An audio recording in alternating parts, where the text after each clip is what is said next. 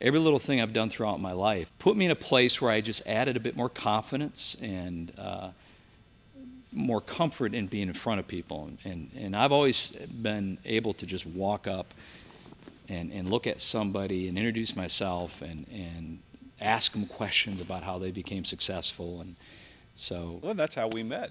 I think you walked up to me and you said hello. Or I don't remember how that worked, but we of met course, that day. I wanted to meet the most successful guy in the room. So Well, I waited my turn, and when the opportunity presented itself, I snuck in. You still have my signature on that picture? I do, actually. It's on my wall.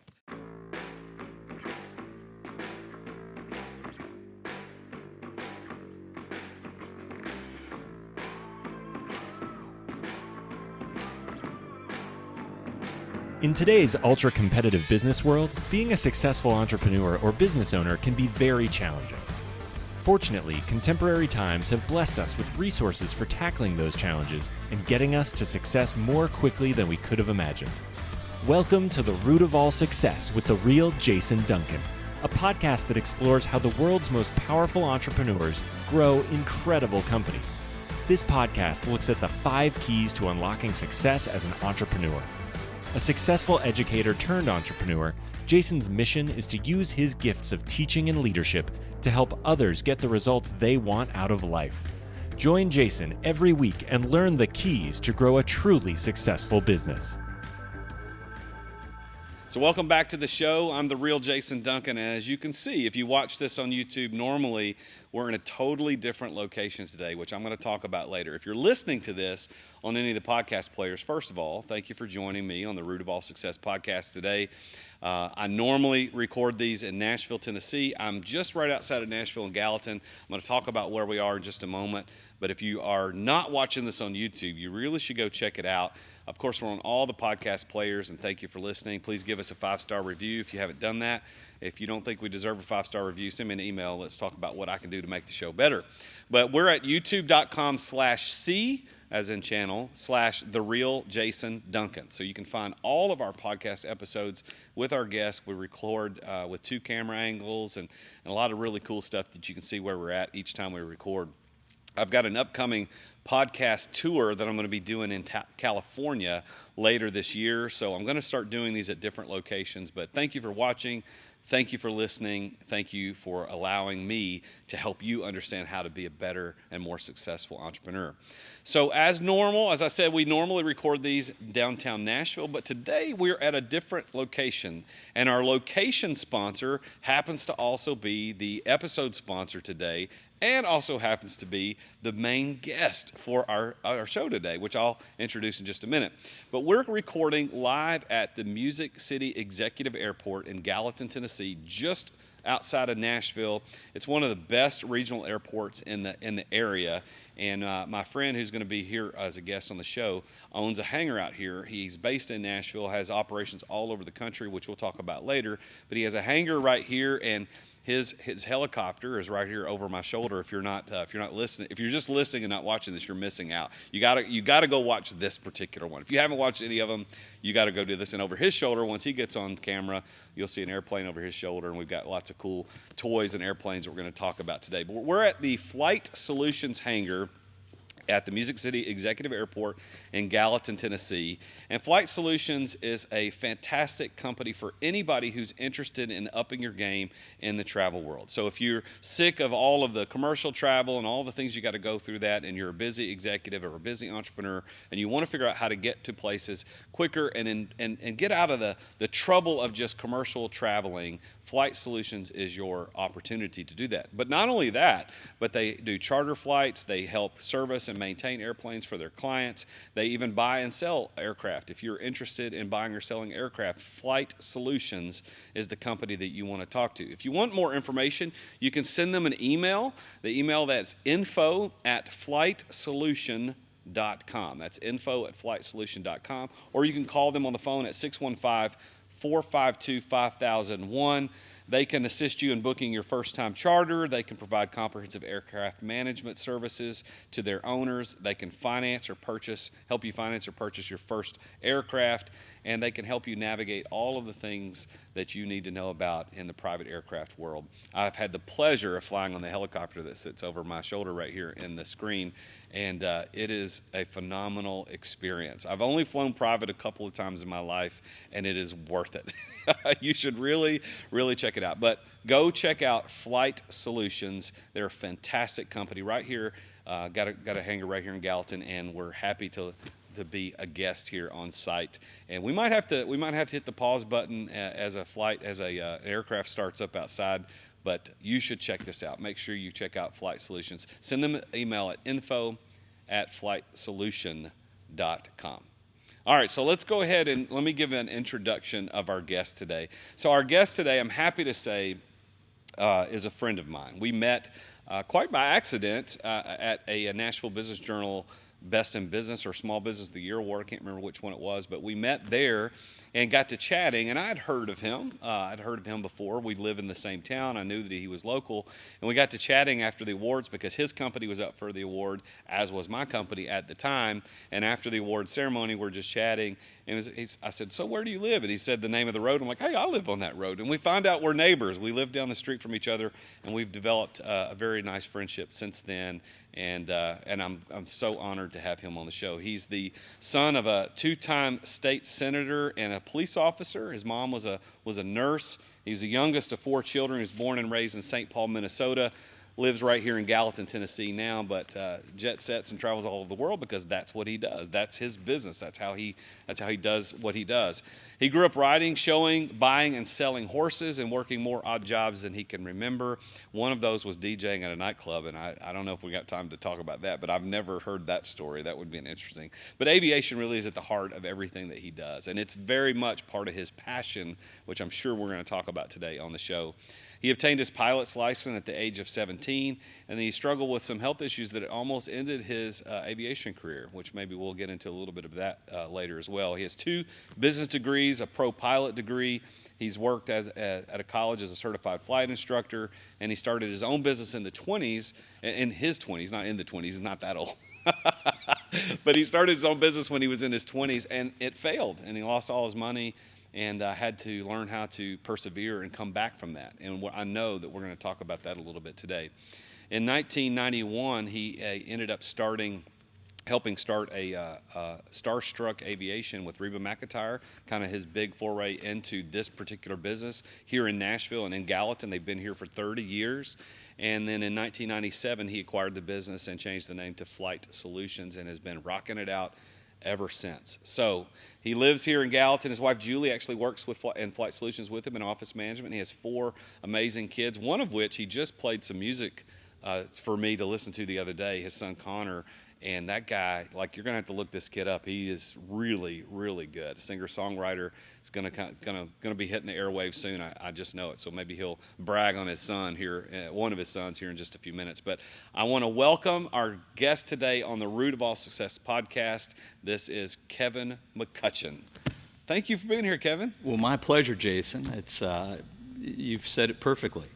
But as your neighbor, I also heard about you, so this is really a treat to be on your podcast, and I'm really excited as you are. So. Well, I am glad that you let us do this because I know that when we first started talking about it, it's like, hey, I think you should be a guest on my podcast because I study and interview very super successful entrepreneurs like you who've killed it, who've done great things, and I'd love to have you on the show. And your idea, this was your idea. I'll give you credit. You're like, hey, well, let's go out to the hangar and let's do it out there. So this is great. So thank you. This is an honor and also very exciting too. For those that are not watching this on YouTube, they've got to go watch this episode on YouTube. It's going to be good. So can I ask you first, like, how you got started as an entrepreneur? You started a business way back in the 20s, like I screwed up in the in the intro, the roaring 20s. But in your 20s, you started a business and it failed. Tell our listeners about that story a little bit.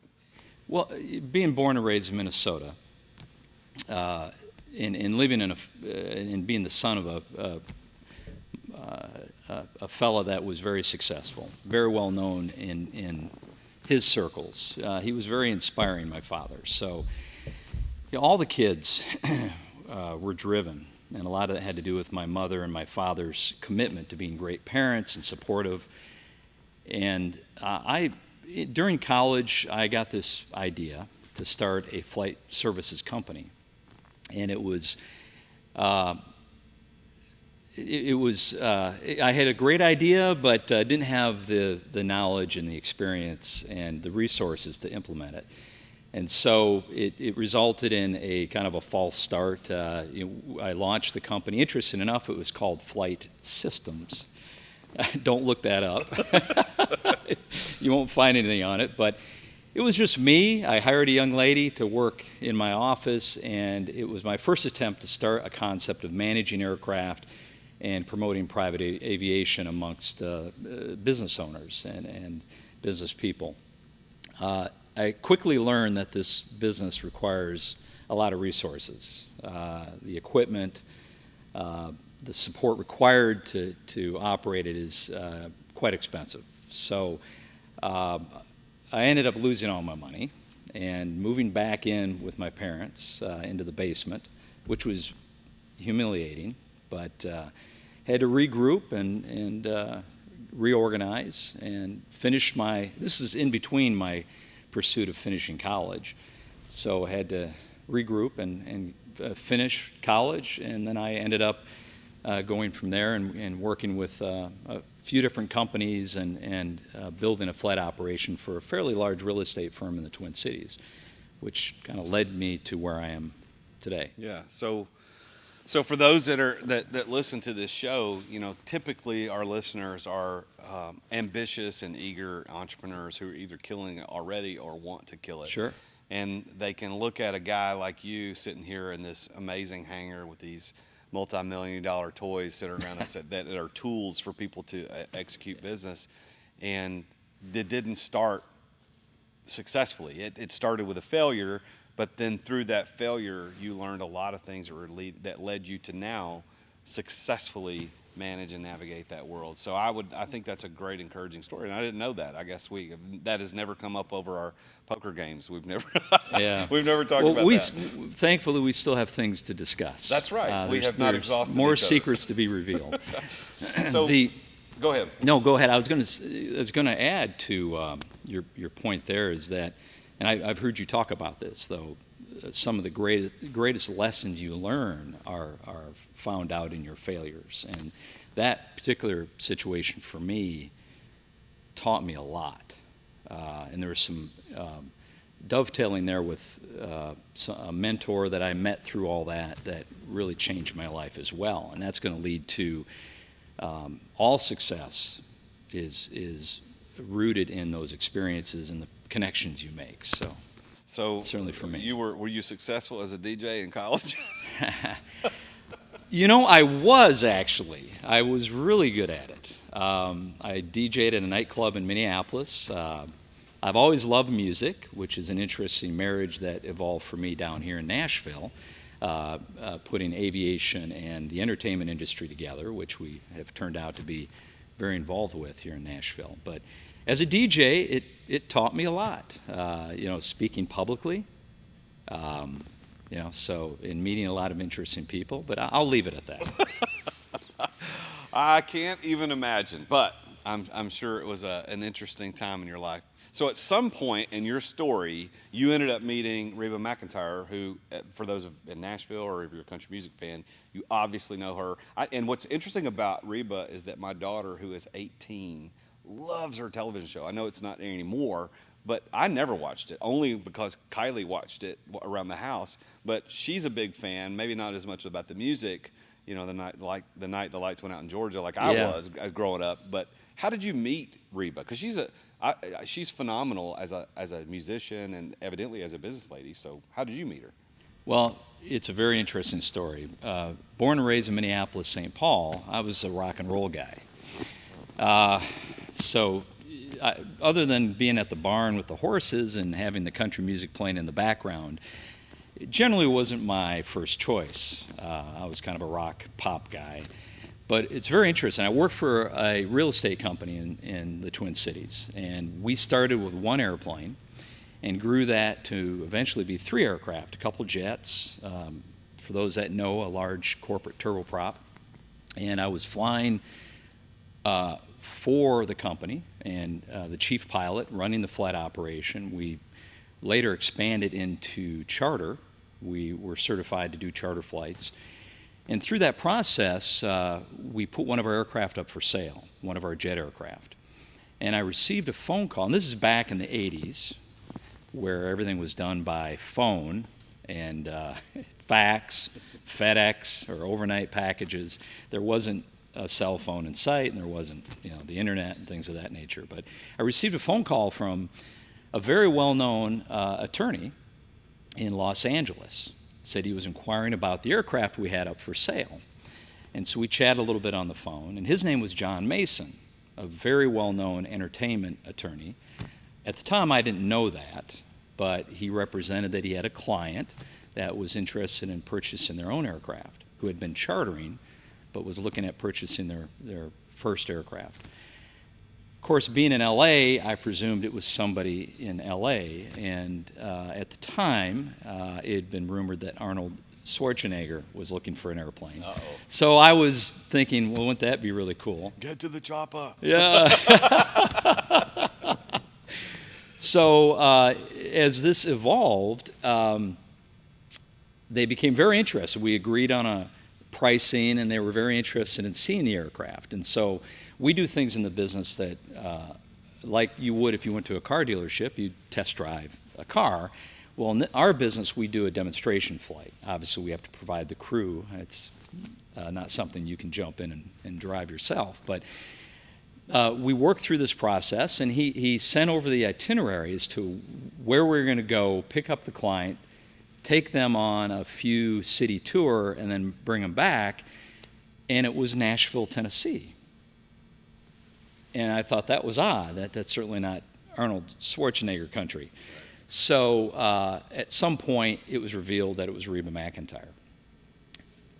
And I'm embarrassed to say this, but other than knowing a little bit about her, I didn't know the first song that Reba sang. So thankfully, my boss's assistant was an avid country music singer.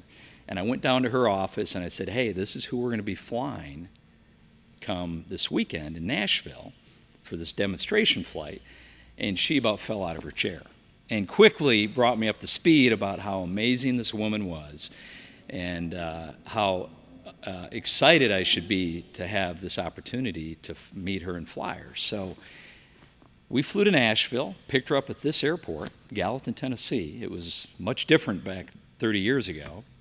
And I was blessed and privileged to meet Reba McEntire, fly her to 2 concerts over the weekend, was invited out to her house and had a lovely lunch. And we had a great time and started talking. They were in search of an aircraft.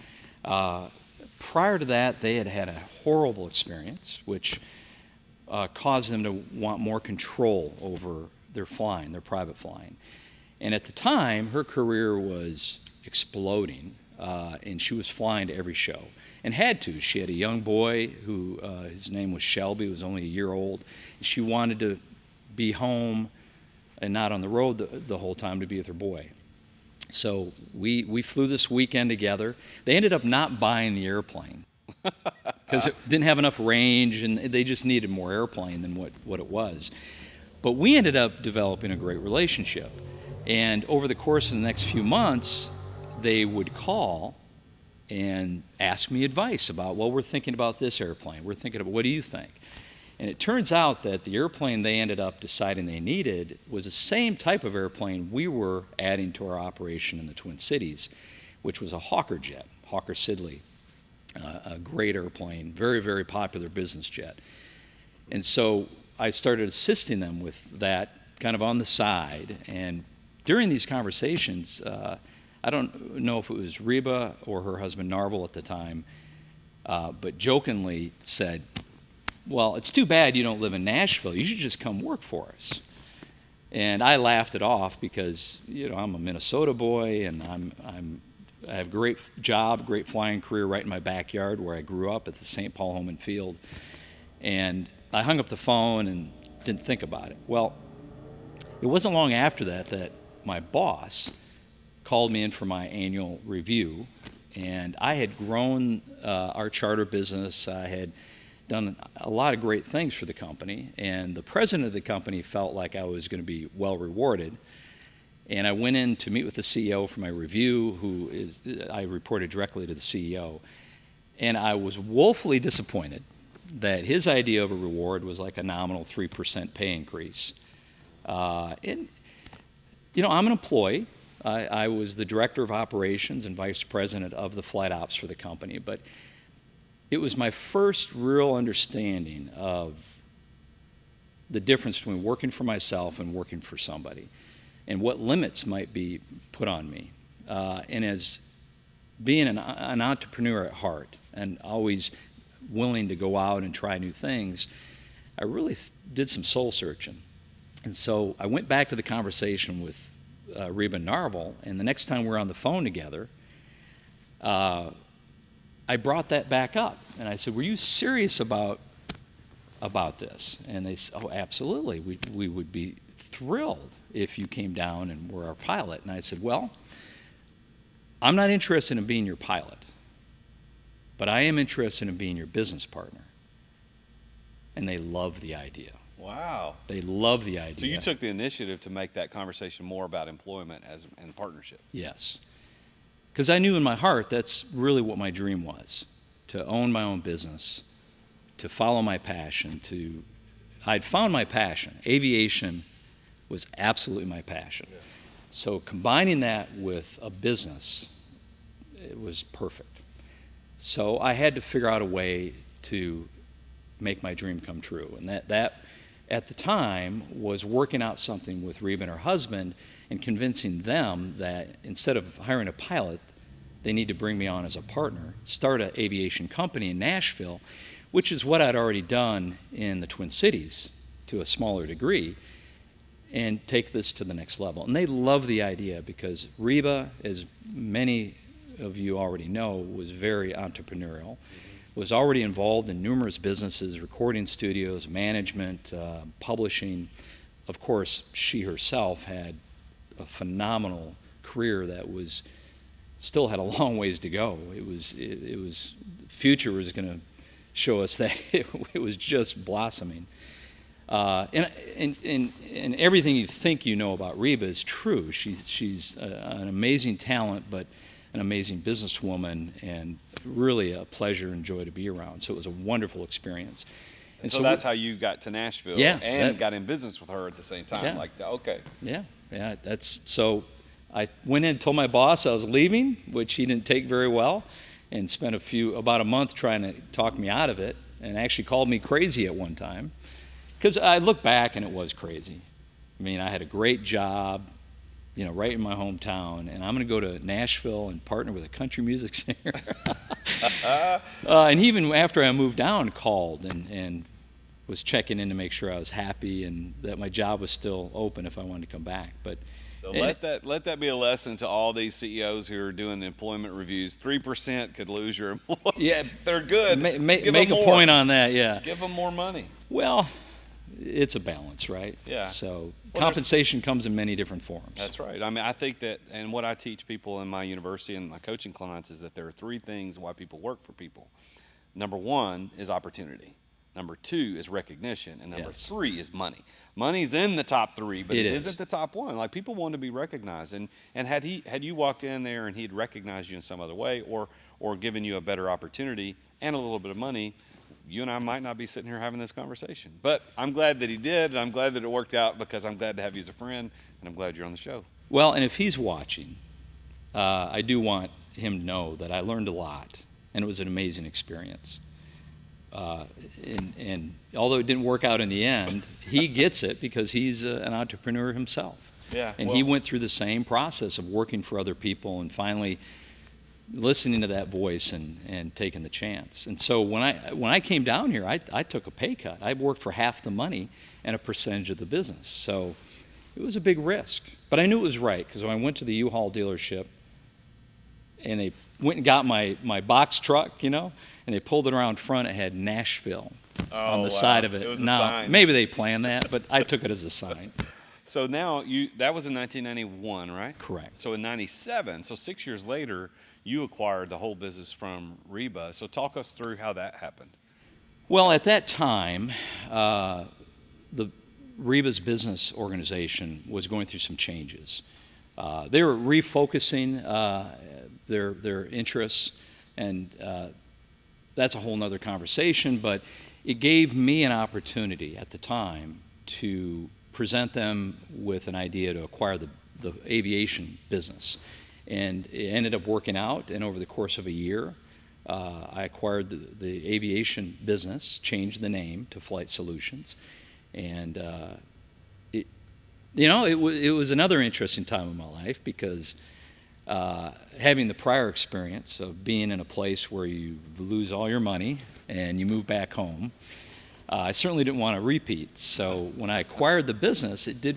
I had to do some leveraging because these aircraft are not inexpensive, nor the infrastructure that supports them. So I worked out the leveraging piece and put it all together and executed that over the course of 12 months. And when you do that, that's a big gamble and a big risk. You're going all in on yourself, right? And that's exactly what I did. And there was a few nights staring at the ceiling, what have I done? But it paid off with spades. Well, I think every entrepreneur has that story of that staring at the ceiling. I talk about it in terms of this invisible horizontal line that runs through the life of every entrepreneur, and only the entrepreneur is able to see this horizontal line. And the line, below the line, is you're out of business. Probably bankrupt, things bad happen below that line. And as an entrepreneur, you're the only person who can see how close you are to that line at any given moment. And so there are days when you're really close, there are days when you're really high away from it, and it's that roller coaster up and down, up and down, up and down, up and down. It's not a hockey stick straight up and to the right. It is very close to that line all the time, and I know how you're feeling. And if an entrepreneur who's listening has never experienced that, they're not doing it right. Something's wrong. They haven't learned anything, because failure is the better teacher than success. Absolutely correct. You don't want to be taught. You want failure to teach you too much, but you got to be winning 51% of the time, right? That's right. So through that transitional period, it obviously the bet paid off. Right. Big. I've been incredibly blessed with that choice. But you're not just in aviation now. You've got oil and gas and real estate and other things. I mean, tell us a little bit about your... Well, I was in the oil and gas business with my brother for 20 years. We actually sold that piece of the company off a number of years ago, I think right around 2015. But that, as you are blessed in your main course of business, you then are privileged to have the opportunity to invest in other ideas, which has continued. So aside from owning Flight Solutions 30 years now and expanding that company into other cities and doing business worldwide, I've had the privilege of investing in other businesses such as oil and gas, which was with my brother, real estate, both commercial and residential, and also in the insurance business. I'm also in the insurance business as well. So I forgot. I forgot about that. Cause yeah, I know who your business partner is in the insurance business. Yeah. So have you called him yet? Maybe he needs to be the sponsor of our next but episode. we aside from home and auto and all the usual things, which my partner Chris Ingram is an amazing guy, and I'll pitch him here too. Check it out, Ingram Agency. We also are offering aviation products as well. So which is a nice tie-in to what I currently am doing with Flight Solutions, because every aircraft we manage, every aircraft we sell needs insurance. Yeah. So it's a natural fit for us. And Chris is an amazing guy. I've known him for a long time, and it's been a real privilege to be a partner with him as well. So let's talk about success. The name of the podcast is The Root of All Success, and it's about how entrepreneurs like you grow incredible companies. So you've grown Flight Solutions, although you didn't found it originally. You took it over and then grew it beyond its wildest dreams, which makes you in the top tier of entrepreneurs who've taken risk and innovated. So in terms of success, like how does Kevin McCutcheon define success? If I had to put it into a couple simple words, I would the words that come to mind are faith, perseverance, and information. I feel like when I combine those through the most difficult times I've had, when I was struggling or I was moving into a new area, or when talking back to when I acquired the business from Riva, those moments, I got through those times by, first off, being rooted in my faith. But secondary to that was the perseverance, the energy, the drive, the stick-to-itiveness, pick yourself up and keep going, because we all know, and you know this very well, is that this is not a part-time job. And it's not a full-time job. It's a lifestyle when you choose to be an entrepreneur. You are attached. And that's why I've always said, if you're going to be an entrepreneur, if you're going to start a company, find something you have a passion for, because it just makes everything else easier. And so those are the keys that I would have to point to that have been the root of my success. So with that as the concept of what you describe success, do you consider yourself to be a successful person? Almost. Really? Why almost? Because most would consider me successful, but you don't know what measuring tape they're using, right? So I look at others let's put it this way, most all my clients that I work with are vastly more successful than me. So I'm always wanting to be a little bit uncomfortable with maybe where I'm at in my lot in life. And that can come in different areas. That certainly can be financial. It's not my fault the world is designed the way it is, and it requires money to gain the sense of freedom such as a private aircraft can offer you. When you have a private aircraft, your sense of freedom quadruples. I mean, you can pick up and leave. You avoid so many headaches and distresses, and you just can go about as you want to, mostly. But going back to that almost piece, it kind of takes me back. My wife was a competitive ballroom dancer. Julie. Really? Yeah. I didn't know that. Yeah. Amazing lady. Competitive ballroom dancer, and 4 kids, works in the business and dancing. Now she's into horses, so she's kind of segued into horses. But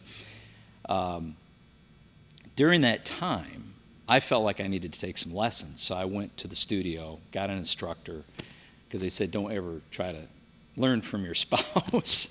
So I got an instructor, took her through a few lessons, because I wanted to be able to get on the floor and at least not be too embarrassed.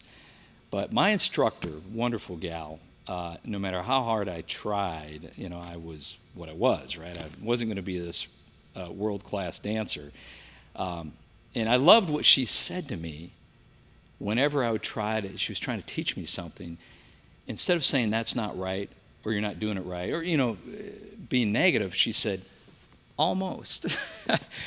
And that was her way of saying, well, we need a little bit more work. And I love that, because I feel like life, it's okay to always be enveloped in the journey and almost be there, because you keep inspired. You always want something there that you're working towards, and that's why I think I'm almost. And that's financial, that's spiritual, that's family, that's friends, that's relationships. You're always, tell me what any of those I just listed don't require work. Yeah, they all do. Yeah, and I think your perspective is certainly, I appreciate it, understand it, get it, and I think a lot of listeners will too, because from the outside looking in, everyone from the outside looking in uses different measuring tape than we use in our own lives to measure success. And I love how you said that. Success, the definition of success as the dictionary defines it, is the achievement of the desired result or the desired goals. So if you said, hey, I want to own an aviation company that does X number of millions of dollars in revenue, and I want an aviation company that owns this many planes or helicopters, whatever. Once you achieve that, then by dictionary definition, you're successful. But you and I both know, as successful entrepreneurs, is that success grows. you reach one goal, you're like, okay, that was great, let's do it again. And it never feels as good as you think it's going to feel to reach that goal, because now you want another one, you want another one, you want another one. So to your point, yes, almost.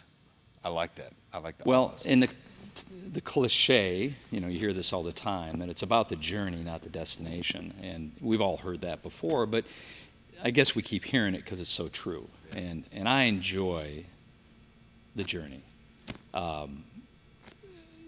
Getting there is great, and celebrating and getting something achieved and accomplishing whatever, be a fiscal reward or a new aircraft, or we do a lot of fun things in the completion space. I have aircraft right now at major shops being completely renovated, and those are great experiences when you get them out the other end after all the moving parts have to come together to make this aircraft incredibly beautiful and ready for its new owner, and shaking the hands and delivering and handing the keys over and giving them a model. And those are great celebratory moments. But as soon as that plane flies off into the sunset, what do you want? Let's go get another one. Let's do it again. So, and that's the privilege. If I have to pick one thing that I feel like I'm most fortunate about when it comes to business, is finding the passion.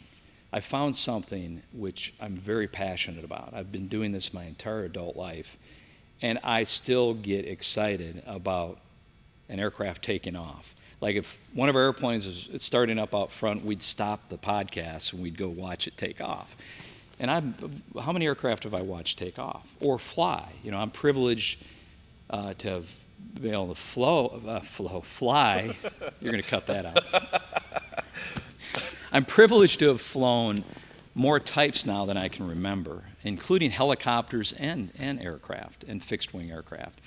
And that's an immense privilege, and I don't take that for granted. I'm really I can lucky. see that. I mean, you talked early in the show about passion, and to me, when I teach the keys to success, and as I've interviewed dozens and dozens of very successful entrepreneurs like you, passion is always the first thing that I notice. But I think that there's two sides to that passion. There's the emotional side of passion, which I think is what you were referring to. Like aviation's in your blood. You had your pilot's license at 17, tempted to start your own company, Flight Systems, in your 20s, not in the 20s, but in your 20s, and then you eventually own Flight Solutions. So it is a passion for you. You love flying. You've got a helicopter, you've got a helicopter on your mailbox. I'm like, I could tell it's everything in you is passionate about it. But the other side of passion, the actual etymology of the word means willing to suffer, willing to endure. And so in terms of faith, you talk about being a man of faith and faith being part of your success definition. The passion of the Christ wasn't that he was excited to do it, but he was willing to do it. He was willing to do it because of a bigger cause. And I found that in successful entrepreneurs' stories, there was that level of passion that superseded the joy, because there have been lots of people who have been successful that never had the passion you have about aircraft, about their business. But they were able and willing to push through. That's where the passion pushes through. Has there been moments in your life, and this actually refers to kind of back to that horizontal line thing, because if you don't have passion, the willing to endure, you're not going to make it. Can you think of stories, one or two, in your history as the owner of Flight Solutions where your willingness to endure was actually the thing that made it work, where if you hadn't had it and walked away, it'd have been done? Oh, sure. I think I can think of that in almost everything I've done. Passion is a very important piece of the puzzle. But we all have to remember, as an entrepreneur, it is a puzzle with multiple pieces. There's no one element that's going to drive you to success. So passion, though, is that energy that drives your vision, that drives the mechanics, and that other people feed off of. So if I come in and I don't have passion, it's going to be unfair for me to probably expect my employees to be passionate. Although I have some amazing employees that I feed off of, so I'm very blessed that way. But there's one in particular situation, of course it's tied in with the overall economic status, of the world economy. Aviation, especially business aviation, tends to be quite sensitive to the economy, and if it's doing good or if it's doing bad. Interesting enough, we are seeing records broke right now in the number of private aircraft transactions going on, certainly here in North America, which would probably be interesting given what we've been going through and what we're coming out of. But if I go back to the I have to laugh that I'm old enough to remember all these now, that I lived through them. But the Great Recession in '08, that was devastating to private aviation. The preceding decade led to an OEM buildup of oversupply. Well, when '08 came, the bottom fell out, and it fell out hard. Everybody called it the Great Recession. In our industry, I would probably say the word depression would be more appropriate. So it put everything I had to the test, both financially and personally, and drawing on my faith and trusting what I knew the outcome could be, and what I was trying to mechanically manipulate it not to be. And that's another thing I talk about or understand about. You get caught in mechanical manipulation of your surroundings, and you cut everything else out. That can be a lead into failure. But back to what I was saying, '08 was very challenging. I saw aircraft in our managed fleet be repossessed, where the bank came and said, "We're taking the plane." It was, nothing's happened since, and nothing happened prior like that ever. Yeah. And then I went through the dot-com bubble, when it burst in 2001. And then, I've been around long enough for the recession in '91, which is interestingly, when I started Star Trek Aviation and Flight Solutions back in '91, we were just coming out of that recession. Seems like those happen every 10 years or so, don't they? Make a note about that. Yeah, there's another lesson for I wouldn't say you could set your clock to it, but I think you'd be pretty close. Yeah. So the first P of the 5 keys of success, I put them in alliterative forms because it's easier to remember that way because I'm an old school teacher. But I would say number 1 is passion. The second key to people's success, and I'm pretty sure this is for you as well, is right place, right time. And it sounds to me like being in the aviation industry in St. Paul in Minnesota, when that phone call came in from California was it John Mason? John Mason. John Mason called in. You were right place, right time because you didn't know who I that answered was. the phone. And yeah. the third P is knowing the right people. And as it turns out, that right place, right time, and right people sounds to me, based on just someone listening to your story, that all converged in that phone call with John Mason, which led to the relationship with Reba. Is that true? Absolutely. I would clarify that statement, though, by saying right place, right time might be perceived by some as being lucky. But I think it has to be understood that the right place, right time piece is as much about putting yourself in the right place at the right time. Yeah, so it still requires action. Because, I've had that occasion where someone's looked at me and said, "You're so lucky." And of course, all of us that have risked everything to get where we're at, find humor in that because, okay, you could argue maybe it was lucky I was here or there, but really looking back, I put myself in those positions, in those places, because of my boldness and my drive and my passion to walk up. Every little thing I've done throughout my life, like you enjoy this for some reason when I DJ'd, put me in a place where I just added a bit more confidence and more comfort in being in front of people. And I've always been able to just walk up and look at somebody and introduce myself and ask them questions about how they became successful. And so, well, that's how we met. I think you walked up to me and you said hello, or I don't remember how that worked, but we met. Of course, that day. I wanted to meet the most successful guy in the room, so I waited my turn, and when the opportunity presented itself, I snuck in. You still have my signature on that picture? I do, actually. It's on my wall. Well, what's interesting is that, that phone call that came in ended up leading to the whole relationship with Reba, but you said something very, very, very important that listeners have to understand, is that luck has very little to do with it in the truest sense of the term, where, whoops, I'm here and bam, it happened and I had nothing to do with it. The harder you work, the luckier you get. And as entrepreneurs know who are listening to this, just like you put yourself in those places. So, for example, in your story, when Reba's husband, was it her husband who mentioned, hey, I wish you lived in Nashville, and then later you called and said, are you serious about this? Because I'm interested. You made that phone call, and then you also turned it up a notch by saying, I don't want to be your pilot, I want to be your partner. You put yourself in that position. You put yourself in that place, and that turned your luck, as it were, to where we're sitting today. Exactly. Right? Exactly. Now, here's where the story gets very personal for me and you don't even know this, right? So I have been interviewing successful entrepreneurs like you for a long time, just out of pure curiosity.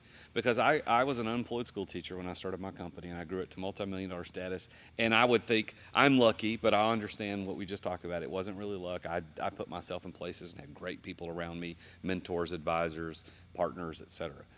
But as I've interviewed these successful entrepreneurs and asked them about these three things, my theory was passion, place, and people were the three keys, because they appeared every single time. And when you and I talked, we were sitting at the Standard, and we were just chatting in the library one day, and we were talking about this, and I was pitching these questions at you, and I don't even know if you remember this conversation, but I was asking you, and I said, well, do you think those are the three keys to every entrepreneur's success? And you are the one that said, well, actually, Jason, there's a couple more. And that's why this is now 5 P's of success and not 3. And you don't even know this. So when I don't. When you said that to me and you pitched out, well, you got to have the know-how to do it, and you got to have the resources to pull it off. That's what you said to me. And I went home and I thought, man, he's right. So I started going back to all the other people I had asked those 3 questions to about passion, place, and people. And I said, tell me about your preparation. How did you of course, I put it in P's, preparation and plan, which we'll talk about. But I said, how did you prepare for it, and what was your plan to get the resources to do it? And they had answers. And I thought, well, I'll be doggone. There are 5. And now it's not just the passion, people, and place. It's passion, place, people, preparation, and plan. And you just mentioned preparation because you said I had to have the know-how to pull this thing off. And then your plan, you actually mentioned that early in your failed attempt at flight systems, was you didn't have the resources required, which is the way I think of in terms of plan. It's not business plan, it's what's my strategy to obtain and deploy the financial resources. So you, unbeknownst to you, changed my entire theory about success, about the keys to success, in that short conversation at the Standard that night. And now I'm interviewing people just like you about, well, tell me how you got prepared to be successful. So what do you think about that? Oh my gosh. I'm touched. I had not heard that story. Yeah. And well, that really touches me, because I really believe in what you're doing. And one of the things I've noticed about you from the very first time I met is you're what I call an enlightener. You seem to bring light to things. And even if it's right in front of someone's nose, your way, your presentation, and I know you're very faithful as well. You just have this natural way about pointing things out and enlightening people and putting light on things. And I'm just honored. I hadn't heard that story, so that's very touching. Well, to be a part of the 5 Ps. I'll think of some more now. So I'm honored. I'm honored that you pushed back, because I know not that everybody else was super just polite and acquiesced to anything I asked them. Yeah, that's right, Jason. You were like, no, actually, there's more than that. There's this idea of preparation. And so I want to ask you about those 2 keys for you. And I kind of get a sense about where they are, but I want the listeners to get a sense of preparation is the 4th key to success for entrepreneurs, and that is, do you have the know-how to do it? My example that I typically give in this is that, Elon Musk was able to get into SpaceX because he was prepared to do it. Like, he had studied, he'd made the right connections. But if you'd have gone back 30 years before that, he was not prepared to do that. I'm not prepared to go into biochemical engineering startups, because I don't know yet. I'm not prepared to do that. But when I started my first big company, I knew how to sell. That was the level of preparation I had, and then my preparation grew over time. For you, aviation, you were prepared from an early age because it's always been in your blood. Was there a special or specific thing that prepared you for your tremendous success in Flight Solutions? Well, of course, study. You have to have information. You have to have knowledge. All the passion in the world isn't going to help you land a jet airplane without the tools and the knowledge to do it successfully. And that's very true in business. And it's never a place you arrive, it's a constant. And in my business, in all my dealings, I'm constantly learning and investigating and researching. One big piece of our business is research. We are constantly researching markets. But all that, we can talk about the complexities, the Elon Musks and all these but my daughter just gave me a perfect example this morning. She has to give a presentation at school in front of the class, and they did this kind of lottery thing, and she ended up with a subject that she wasn't terribly excited about. I think it's about quarks, protons, and neutrons. She would probably shame me right now for not getting it right, but she was practicing on me last night. She knew nothing about it, selected the topic, and wasn't excited about it, but she is studying, she's learning, and she's now going to be at a point where she can get up in front of the class and give a presentation about neutrons, protons, and all the things that go with quarks. And I think I'm saying it wrong, so forgive me. I taught history, I have no idea. Yeah. But this is a young lady who's 13 years old, didn't know anything about this subject prior, and she's going to know something about it. And I think that's a great lesson for all of us. You have to have the information and knowledge if you're going to succeed in a given area. You have to. I had a great mentor way back in the days. His name was Mike Duffy. I think we've actually... Oh, that's right. We've had... Grand Marnier, he introduced me to Grand Marnier, and to this day, he's no longer with us. Incredible man. If I have a Grand Marnier, which isn't too often, I promised him on his deathbed that I would always toast him, because he introduced me to Grand Marnier.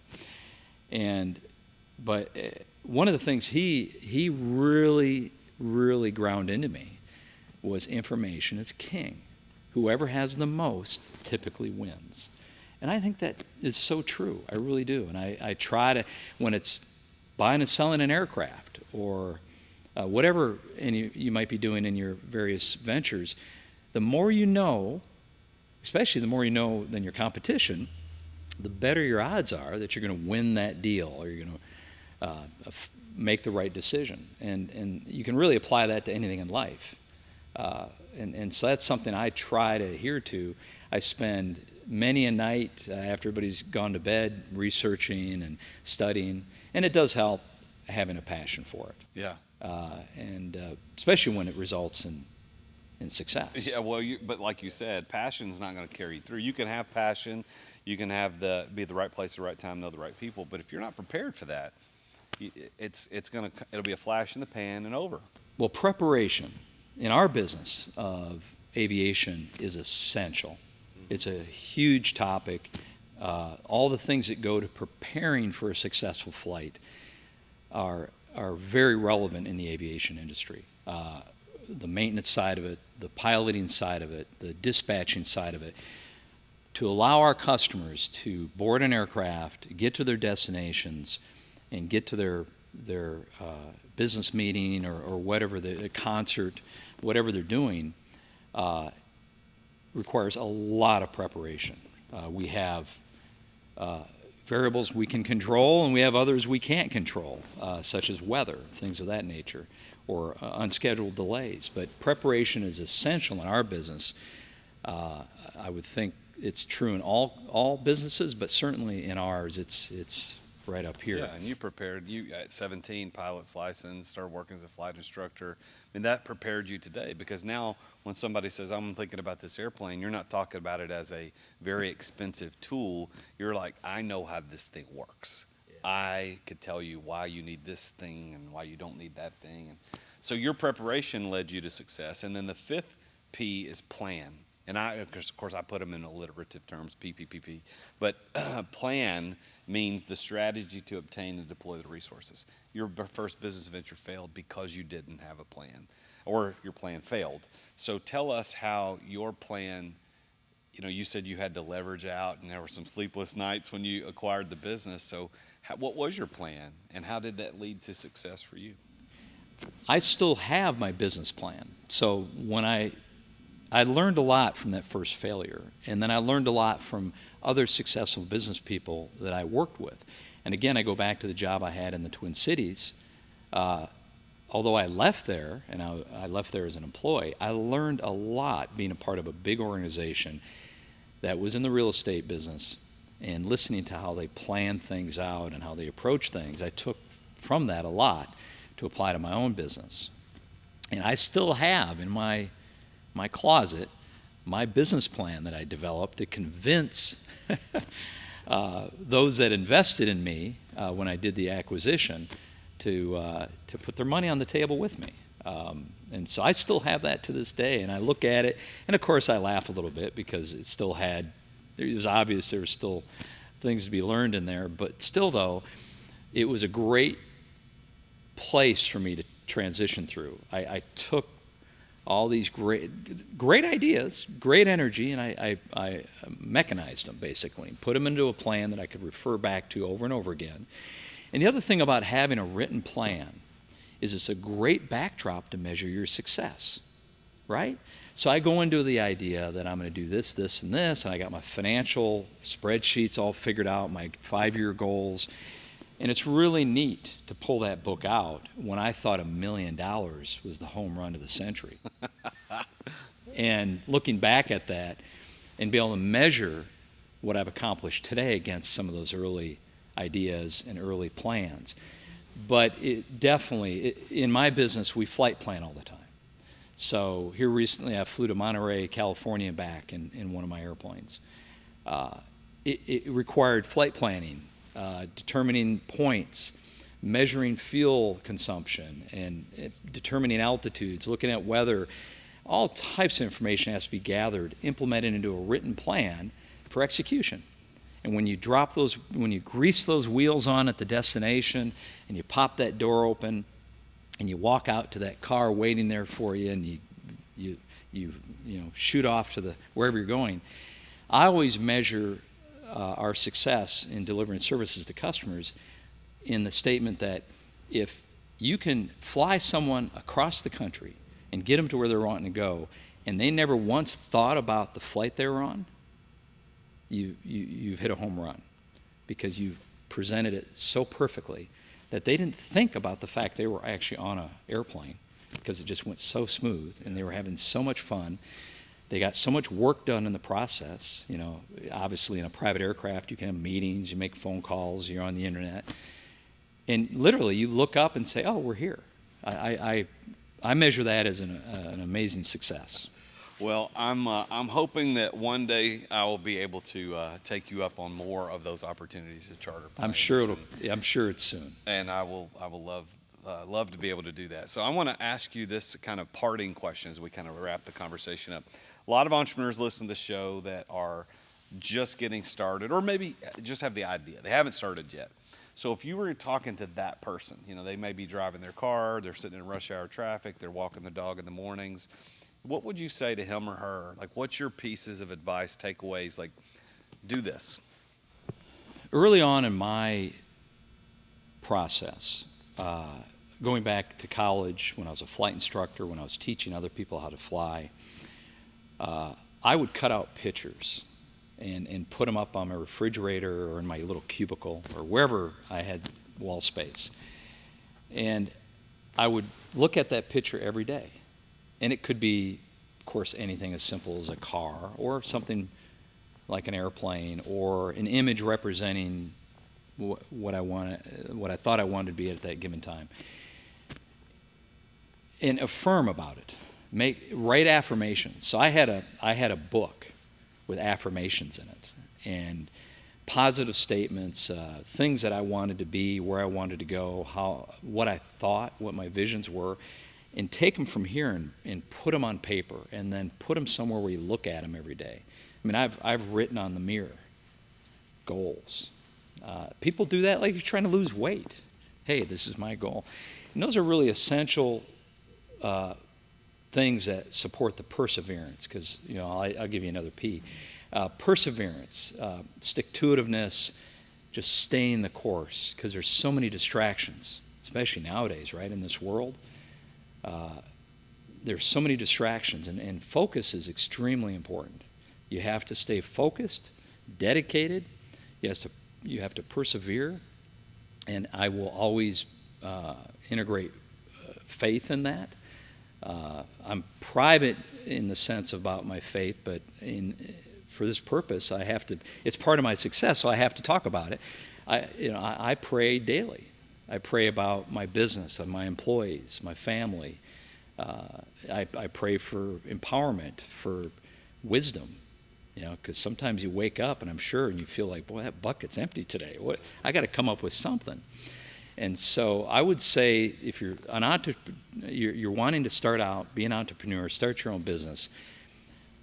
Once you find that passion, that one thing you think, this is it, this is what I want to do, food, aviation, being a restaurant owner, oil and gas, or being a self-help guru, whatever that may be, write it down. Write your ideas down. That's the beginning of what makes it a reality. And then it expands, and eventually a business plan, and you start talking about financial resources and what you need to implement it and make it happen. And then find other people that have done similar things. And don't be afraid to call them up. Yeah. And, my partner in the insurance agency started calling me up saying, I just want to have a cup of coffee with you. And he was just picking my brain. And we ended up turning it into very powerful conversations that launched him into a whole new turn in his career. And now here we are later on partners. So it's key to all success is starting small, planting that seed, and nurturing it and letting it grow. Yeah. And that's really what I would recommend. That's great. Well, thank you, Kevin. This has been very enlightening. Learning more about your story and your background, and getting some of the details that you filled in a lot of the blanks for me, because I knew some of this stuff, but I didn't know all of it, and I hope that the listeners are keyed in on how these 5 Ps can play out in their life. And thank Kevin McCutcheon for making me aware that there are 2 more. It wasn't just 3; it was a full 5. But I also thank you again for letting me take a ride in this beautiful helicopter that's behind us, because. The funny story about that is when you said, hey, what are you doing? I was sitting on the front porch. It was on Saturday. What are you doing? I'm like, I'm sitting on the front porch. I guess I was doing emails on my laptop or something. And you're like, you want to go for a ride in the helicopter? I'm like, yeah, what time do I need to be there? And I rode my motorcycle down there. We got in the helicopter. And before we knew it, we were over my house, and you're circling. And I didn't know where. It didn't even occur to me that we would be over my house. And boy, your house looks a lot different from the air. But it was fun to be able to do that. So thank you for that. That was a lot of fun. In closing this out, once you become blessed, as I have, you find joy in sharing. So it's been a privilege to share that with you, of course, and be a part of your podcast, of course. But the other power in success is when you have that power to share and change other people's lives. Yeah. And bring you enlighten people, you enlighten me, actually. And bringing that to people around you is really, I think, something we all are obligated to do, right? Yeah. We need to make sure that we brighten our corner of the world, and then share that as best we can with others around us. And you do a great job of that as well. Well, thanks. So, no, I giving people rides in my helicopter, or taking them on a trip in a private airplane when they've never been. A quick story, a number of years ago, I was a friend of mine, a dear friend of mine, had a girlfriend at the time. I don't want to get him into trouble because he's been married since, but his girlfriend's grandmother was 93 years old and had never flown in her life, and was in a nursing home in Nashville here. And he asked if she could come for a ride, and I said, I would love that. And I took her for a ride all over Nashville. She had never, ever left the earth. And I thought, what an immense privilege. Flew her all over Nashville, over her retirement home. Some of her mates there at the retirement home were outside waving. That's great. But she wrote me a letter, which maybe I can share someday in the future with you, but it will change your life. It really brings meaning to about everything we live for on this earth. So those are the intangibles that you get to experience when you're successful and exposed to so many different people. You get those moments, which really that connects it all. So that's great. Well, thank you for sharing that story. And I'll finish up by saying this, that I truly believe that entrepreneurs are the ones that change the world. And I'm very grateful for knowing people like Kevin McCutcheon and the owner of Flight Solutions and all the things that he's been able to accomplish, and have him here on the podcast to talk about his keys to success. And I believe that entrepreneurs change the world, just like he changed the world for that 93-year-old lady who'd never flown before, and for all the people that he's been able to charter airplanes for, or helicopters, or sell or buy aircraft for people. He's changing the world because their experiences and the things that these people are doing, they're getting to make the world a better place. And so for you, as an entrepreneur who's listening or watching this episode, I want you to know that part of my mission in life is to help you get the results you want out of yours. And to that end, one of the things that I do, I am a business consultant and a coach, and people do hire me to consult with their companies, and I do high-ticket coaching, I do group coaching, et cetera. But to the end of actually pouring back into people is that every single week I give 1 free hour of coaching to one entrepreneur somewhere around the world on one issue. It's the Real Jason Duncan with a real entrepreneur dealing with a real issue. And so if you would like to apply for that free hour of coaching that I do, we do it by Zoom, we do it on video. If you're interested in that, go to therealjasonduncan.com/free coaching. There's a short application there, first name, last name, email address, where you live, and then what your one issue is that you want to talk about. My team will take a look at that, and we select one person every week to get 1 free hour of coaching, which is a very, very good value and will help you get through that one issue. So I am the Real Jason Duncan. This is the Root of All Success podcast. We'll see you next week when we talk to another successful entrepreneur, super successful entrepreneur, about his or her journey to success. Until then, remember, Jesus is King. Thank you for listening to another edition of The Root of All Success with the Real Jason Duncan. If you've enjoyed this week's episode, we invite you to visit therootofallsuccess.com to access the show notes and other helpful resources. Take charge of your business. Grow it from great to incredible. Join us again next time here on The Root of All Success.